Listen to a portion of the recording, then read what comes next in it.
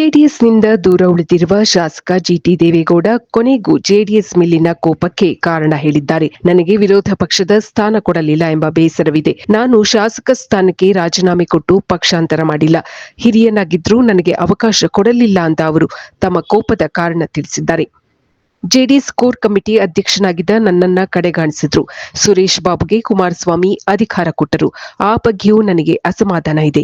ಸದ್ಯಕ್ಕೆ ನಾನು ಶಾಸಕನಾಗಿ ಕೆಲಸ ಮಾಡ್ತಾ ಇದ್ದೀನಿ. ಜೆಡಿಎಸ್ ಬಗ್ಗೆ ನನಗೆ ಹೆಚ್ಚು ಗೊತ್ತಿಲ್ಲ ಎಂದಿದ್ದಾರೆ. ಮಾಜಿ ಸಚಿವ ಸಿಪಿ ಯೋಗೇಶ್ವರ್ ಅವರ ಕುಟುಂಬ ಕಲಹ ಕಾಂಗ್ರೆಸ್ ಪಕ್ಷದ ಅಂಗಳಕ್ಕೆ ಕಾಲಿಟ್ಟಿದೆ. ಸಿಪಿ ಯೋಗೇಶ್ವರ್ ಅವರ ಮೊದಲ ಪತ್ನಿ ಮಂಜುಳಾ ಅವರು ಎಐಸಿಸಿ ಪ್ರಧಾನ ಕಾರ್ಯದರ್ಶಿ ಸುರ್ಜೇವಾಲಾ ಅವರನ್ನು ಭೇಟಿ ಮಾಡಿದ್ದಾರೆ. ಭೇಟಿಯ ವೇಳೆ ಸಿಪಿ ಯೋಗೇಶ್ವರ್ ಅವರ ವಿರುದ್ಧ ದೂರುಗಳನ್ನು ಕೊಟ್ಟಿದ್ದಾರೆ. ನನ್ನ ಮಕ್ಕಳ ಮೇಲೆ ಸಿಪಿ ಯೋಗೇಶ್ವರ್ ಕೇಸ್ಗಳನ್ನು ಹಾಕಿದ್ದಾರೆ. ನಮಗೆ ನ್ಯಾಯ ಪಡೆಯಲು ಕಷ್ಟ ಆಗ್ತಾ ಇದೆ. ಯೋಗೇಶ್ವರ್ ಅವರು ರಾಜಕೀಯದಲ್ಲೇ ಇರುವುದರಿಂದ ನಮಗೆ ನ್ಯಾಯ ಪಡೆಯಲು ಕಷ್ಟವಾಗುತ್ತಿದೆ. ಉಸಿರುಗಟ್ಟಿಸುವ ವಾತಾವರಣದಲ್ಲಿ ನಾವಿದ್ದೇವೆ ಎಂದು ಸುರ್ಜೇವಾಲಾ ಅವರಿಗೆ ಕಂಪ್ಲೇಂಟ್ ಕೊಟ್ಟಿದ್ದಾರೆ ಯೋಗೇಶ್ವರ್ ಅವರ ಮೊದಲ ಪತ್ನಿ ಮಂಜುಳಾ. ಈ ಬಗ್ಗೆ ಸಿಎಂ ಹಾಗೂ ಡಿಸಿಎಂ ಅವರ ಜೊತೆಗೆ ಮಾತನಾಡುವುದಾಗಿ ಸುರ್ಜೇವಾಲಾ ಅವರು ತಿಳಿಸಿದ್ದಾರೆ ಎಂದು ಯೋಗೇಶ್ವರ್ ಅವರ ಮೊದಲ ಪತ್ನಿ ಮಂಜುಳಾ ತಿಳಿಸಿದ್ದಾರೆ. ಶರಾವತಿ ಹಿನ್ನೀರು ಪ್ರದೇಶದಲ್ಲಿ ತೂಗು ಸೇತುವೆ ನಿರ್ಮಾಣವಾಗಿದ್ದು ಜುಲೈ 14ರಂದು ಉದ್ಘಾಟನೆಯಾಗಲಿದೆ. ಸೇತುವೆಗೆ ಸಿಗಂದೂರಿನ ಚೌಡೇಶ್ವರಿ ದೇವಿಯ ಹೆಸರು ಕೊಡಲು ಕೆಲವರು ಮುಂದಾಗಿದ್ದಾರೆ. ಆದರೆ ಈ ಹೆಸರಿಗೆ ಭಾರಿ ವಿರೋಧ ವ್ಯಕ್ತವಾಗಿದೆ. ಯಾವುದೇ ಧರ್ಮವನ್ನು ಪ್ರತಿನಿಧಿಸುವ ಹೆಸರನ್ನು ಇಡಬಾರದು ಎಂದು ಒತ್ತಾಯಗಳು ಕೇಳಿಬರುತ್ತಿದೆ. ರಾಜಕೀಯ ಲಾಭಕ್ಕಾಗಿ ಸನ್ನಿವೇಶವನ್ನು ಬಳಸಿಕೊಳ್ಳಬಾರದು ಎಂಬ ಮಾತುಗಳು ಕೇಳಿಬರುತ್ತಿದೆ. ಬೆಳಗಾವಿಯ ಪ್ರತಿಷ್ಠಿತ ಡಿಸಿಸಿ ಬ್ಯಾಂಕ್ ಚುನಾವಣೆಗೆ ಘಟಾನುಘಟಿಗಳು ಸ್ಪರ್ಧೆಗೆ ನಿಲ್ಲಲು ಮುಂದಾಗಿದ್ದಾರೆ.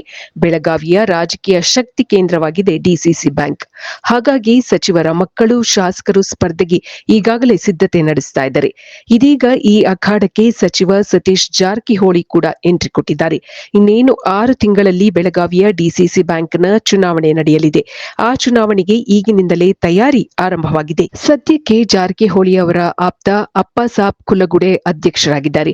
ಈ ವರ್ಷ ಡಿಸಿಸಿ ಬ್ಯಾಂಕ್ 33 ಕೋಟಿ ಲಾಭ ಗಳಿಸಿದೆ. ಮುಂಬರುವ ಚುನಾವಣೆಯಲ್ಲಿ ನಿರ್ದೇಶಕನ ಸ್ಥಾನಕ್ಕೆ ಸ್ಪರ್ಧಿಸಲಿದ್ದಾರೆ ಜಾರಕಿಹೊಳಿ ಅವರ ಆಪ್ತ ವಿಶ್ವಾಸ್ ವೈದ್ಯ. ಇವರ ಪರವಾಗಿ ಜಾರಕಿಹೊಳಿ ಕುಟುಂಬ ಪ್ರಚಾರವನ್ನು ಆರಂಭಿಸಿದೆ.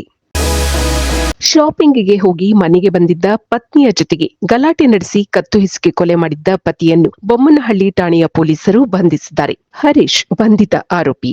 ಪದ್ಮಜ ಕೊಲೆಯಾದ ದುರ್ದೈವಿಯಾಗಿದ್ದಾರೆ. ಕೋಲಾರ ಜಿಲ್ಲೆಯ ಶ್ರೀನಿವಾಸಪುರದ ದಂಪತಿ ಬೊಮ್ಮನಹಳ್ಳಿಯಲ್ಲಿ ನೆಲೆಸಿದ್ದರು. ದಂಪತಿಗೆ 2 ಮಕ್ಕಳಿದ್ದಾರೆ.